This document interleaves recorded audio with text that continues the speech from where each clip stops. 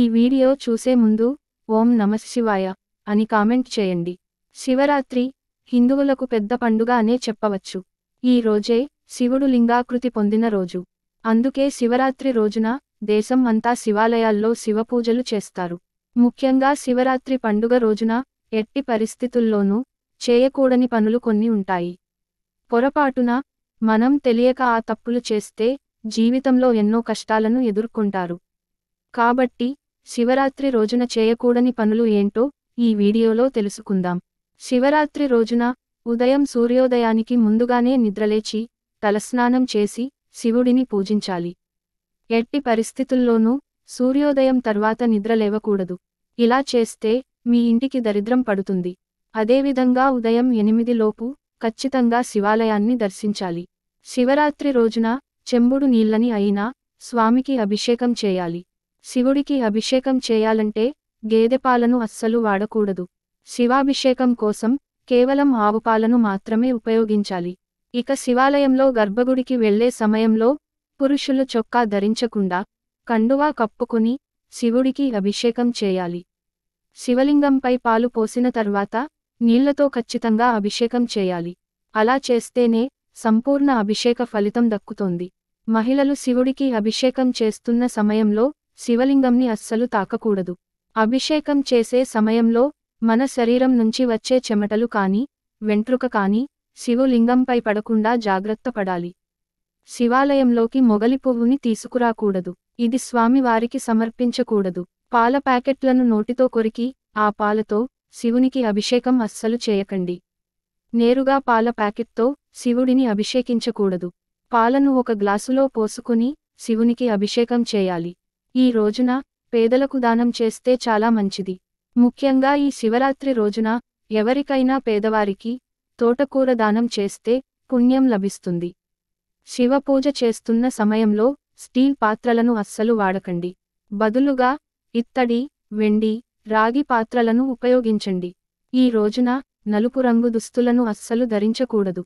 శివరాత్రి రోజున ఉల్లి, వెల్లుల్లి వంటి ఆహార పదార్థాలకు దూరంగా ఉండాలి. అలాగే ఈ రోజున కందిపప్పు మరియు గోధుమలను అస్సలు వాడకూడదు. శివరాత్రి రోజున మద్యం మరియు మాంసాన్ని అసలు ముట్టుకోకూడదు. శివలింగంపై కొబ్బరి నీళ్లు పోయకూడదు. కేతకి పువ్వులను స్వామికి సమర్పించకూడదు. అలాగే శివపూజలో తులసి ఆకులను శివుడికి సమర్పించకూడదు. మహాశివరాత్రి పర్వదినాన పచ్చి మంచినీళ్లు కూడా తాగకుండా ఉపవాసం చేయాలన్న నియమం ఏమీ లేదని పండితులు సూచిస్తున్నారు. శివరాత్రి రోజున తప్పనిసరిగా శివాలయానికి వెళ్ళాలి. ఈ రోజున ఓం నమఃశివాయ అనే మంత్రాన్ని జపిస్తూ శివుడిని స్మరించుకోవాలి. అలాగే శివరాత్రి రోజున శివుడికి సమర్పించే నైవేద్యాలలో పులిహోర ఖచ్చితంగా ఉండేలా చూసుకోవాలి. శివరాత్రి రోజున విభూది ధరిస్తే చాలా మంచిది. ఈ రోజున విభూతి ధరించిన వారికి పరమేశ్వరుడు అనుక్షణం కాపాడుతూ ఉంటాడని పండితులు తెలియజేస్తున్నారు. ఈ రోజున శివుడు కైలాసం నుండి నేరుగా భూమిపైకి వస్తాడని నమ్మకం. కాబట్టి శివరాత్రి రోజున ఎవరైతే శివాలయానికి వెళ్తారో వారికి కష్టాలు లేకుండా శివుడు వరమిస్తాడట. శివాలయంలో ప్రదక్షిణలు చేయకూడదు. ఈ రోజున జుట్టు కత్తిరించుకోవడం, గోర్లు కత్తిరించడం, షేవింగ్ వంటి పనులను చేయకూడదు. శివరాత్రి రోజున భార్యాభర్తలు సంభోగం చేయకూడదు. ఇలా చేస్తే పాపాలు మూటగట్టుకుంటారు. శివరాత్రి రోజున ఉప్పు కొనకూడదు. శివరాత్రి రోజున ఉదయాన్నే లేచి తల స్నానం చేసి కొత్త దుస్తులు ధరించాలి. రోజంతా శివుడిని స్మరించుకుంటూ ఉండాలి. శివపూజ చేసే సమయంలో నుదుటిపై కుంకుమ బొట్టు తప్పనిసరిగా పెట్టుకోవాలి. మనస్సులో చెడు ఆలోచనలు రాకుండా చూసుకోవాలి. ఎవరికీ కీడు జరగాలని కోరుకోకూడదు. శివరాత్రి రోజున జిల్లేడు పూలతో శివుడిని పూజిస్తే శివుడు తొందరగా కరుణిస్తాడని భక్తుల విశ్వాసం. జిల్లేడు పూలకు చాలా విశిష్టత ఉంది. శివుడిని పూజించిన ఈ పూలను మహిళలు తలలో పెట్టుకుంటే చాలా మంచి జరుగుతుందని నమ్మకం. ఈ రోజున శివుడికి బిల్వపత్రం సమర్పిస్తే చాలా మంచిది.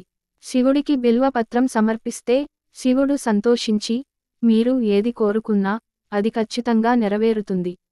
పురాణాల ప్రకారం శివుడు మరియు పార్వతీదేవి సాయంత్రం సమయంలో భూమిపై సంచరిస్తుంటారని నమ్మకం.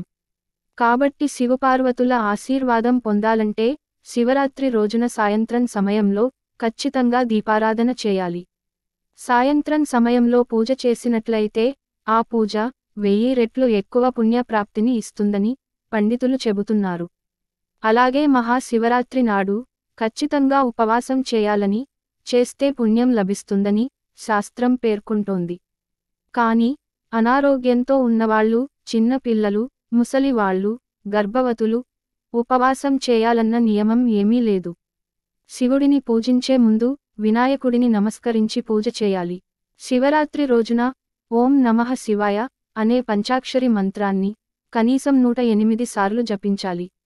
ఈ పరిహారం చేయడం ద్వారా మీ ఉద్యోగ వ్యాపారాలలో ఏమన్నా సమస్యలు ఉంటే వాటి నుంచి ఉపశమనం లభిస్తుంది.